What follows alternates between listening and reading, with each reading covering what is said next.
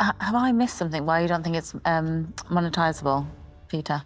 Hi, Dragons. My name is Sam Beanie, the founder of Kibu, the children's headphones you build, repair, recycle. And today, I'm seeking £65,000 in exchange for 10% equity in my business.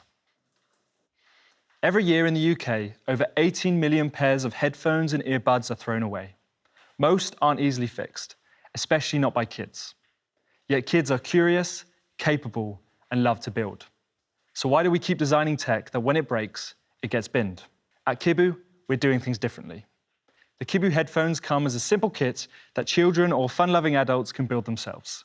No screws, no glue, no fiddly wires, just simple parts that snap together. Ooh, okay, like that. And if a part breaks, you only need to replace that part, helping to reduce waste. Each pair is 3D printed in Hackney, London in less than 30 minutes with our proprietary 3D printing code that doesn't compromise on speed or quality. The main material used is a recycled bioplastic that comes from plants like corn. And when the headphones reach the end of their life, the parts can be returned and recycled into new products. With your investment and experience, we can scale faster, develop new products, and shape a generation of builders, not just consumers. Thank you. Sam, super interesting. So what really is the crux of this business? Are they aspiring to be really good headphones? Or are they aspiring to be something that teaches kids how to build things and to have a bit of fun?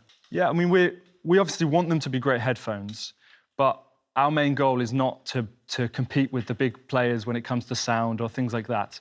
Ultimately, we're trying to deliver an experience to children and families. You know, it's being able to build your headphones yourselves. And we hope that then when they break, kids are then more likely to want to repair it and see the headphones go through their life. And is it just you involved in the business at the moment, or have you got a team? Yeah, so it's mainly me, but I have two main partners who are helping me, so businesses rather, that are helping me. So one is a 3D printing manufacturing company that I used to work for, and another is an award-winning design agency. And what are the total sales, and when did you begin? So we did our Kickstarter in April last year, and our total sales are about £25,000 to date. Yeah, and sold over 450 pairs. Sam, hi. So how much do they sell for? So we sell them for £39. OK, and what do they cost you to make? They cost us £10.40. OK.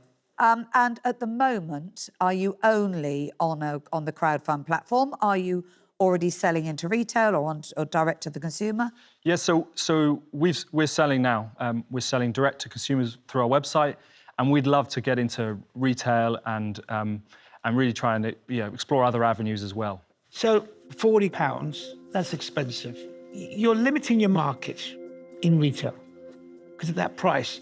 I can't see this, what I call in mainstream toy shops, really. But I think while the upfront price is slightly higher, the value over the long term, we were speaking to parents and they were having to replace their headphones like every year or even less than that. And yeah, it may cost you more up front, but if parts break, there's this route here to fix it and make the headphones last longer. Sam, hi. I love it. Like, I really, really love it. There's so many things I really like. I opened this up and I was like, oh my God, my inner child is so excited to build that because it is doing exactly what you're trying to do. It's helping kids get creative, understand how to make inventions and yeah, just really, really love it. A few questions. If I went onto your social channel now, what have you done so far on social? Like if I'm looking at your Instagram, your TikTok, what am I seeing? So you're seeing mainly reels and posts showing the headphones. And then there's sort of content that tends to be more popular where the product is used. So guess this song kind of, for example. But we're trying to really get into that, the organic engine, I guess, that reels and TikTok and stuff any of deliver. the content gone off? Like, have you got a lot of momentum? We've had posts that have, done 50,000 kind of views. That's good. That sort of thing. But I think the challenge we have is the average number of times people are seeing that content needs to be 6, 7 times. They're seeing it once in this organic post. They think, oh, that's interesting. And we're not, because we don't have the capital yet, we can't like show it to them again and again and You try can. and... So this is why I'm asking. Yeah. You basically, you've got a video with the 50,000 views, you've got a video with 100,000 views. That's amazing. You Yeah. just got to keep creating more and more and more of that content. I built my whole business to like 5 million basically off organic content. Like, you've got to keep going with it. Thank you. Yeah, that's great. Advice like that, you know, that's what we really need. Sam, hello. Hello. I started building computers when I was a teenager. I had no knowledge of it, but I loved it. Yeah. And I think this is something that kids would just love to do. So tell me about you. You work for this company. Yeah. Who are the company? So it's a company called Batchworks, and they mass produce things using 3D printing. And you left them to start this business, or what? So it was really a collaboration. So they are an equity holder. okay. Along with a design agency, and we actually see that as a strength. So How much do they own? They own 39%. Oh, wow. And you own? 33%. Oh, that means there's somebody else in here. So yeah, there's a design agency who own 20%. And who owns the other 8%? So we have a web developer who owns like 4%, and then there's 2.5% that's owned by a brand agency, and then I believe the rest is just a pool kind of left. This is an unusual situation because you're not the majority shareholder. Yeah. And if you were to receive an offer in here today, presumably you've agreed with your majority shareholder Yeah. what your parameters of an offer are. Yeah. Is that right? Yes. And would it be from would everybody dilute, or does it come from your shareholding? Everyone's diluted equally. Everyone would dilute. All right, I'm going to tell you where I am. There is something that worries me about it, Sam, and I really like you. I think the design is really, really lovely.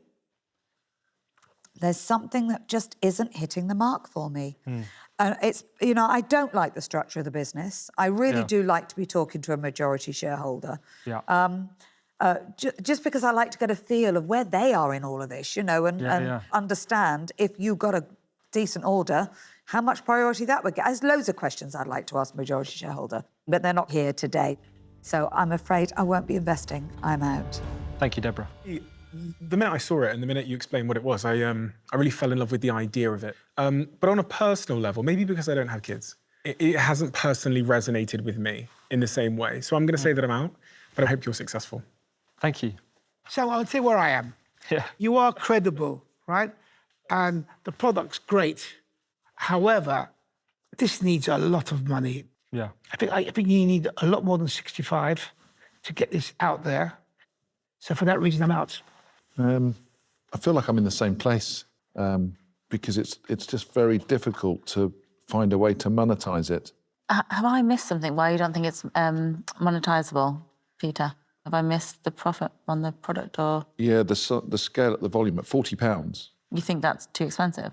It definitely is. Yeah, I mean these products to kids are £9.99. Yeah, but I think more parents are becoming, are caring more and more about the products they give to their children. I get that, but that's a lot of cash to spend. Sam, I'll tell you where I'm at. So I've loved this from the start, and I do think there is something here. Because the thing is with kids, it's cult. It is word of mouth. And you get that right, it really, really works. What I'm brilliant at is building a brand that people want to buy into, regardless of what that product even is. And that's what I feel like I can help with. And I think if you're willing to work like really, really, really, really hard, like harder than you've ever worked to get this where it needs to be, this could be really huge. So I am going to make you an offer. You asked for £65,000 for 10%. My offer is going to be all of the money, but I want 15% of the business. Okay, thank you very much. Yeah, Sam, I think Jenna's given you a really, really good offer, given the structure at 15%. But that's going to be tough for me because I think you're going to need a lot of work here and a lot of money to make this business a success. Yeah. Obviously, equity is important and it matters, but I think having a small part of a big thing is better than a big part of nothing. Peter, what about we share? Would you consider that? Yeah, I would consider that. I'll tell you what, I think I'm gonna do two things. I'm gonna give you an offer of all of the money, 65,000 for 20% of the business, or I would be willing to share it with Jenna and give you half the money for 10%. So I'd have 10%, Jenna would have 10%, because I think I would have to do so much work, and Jenna brings so much to this party. Okay.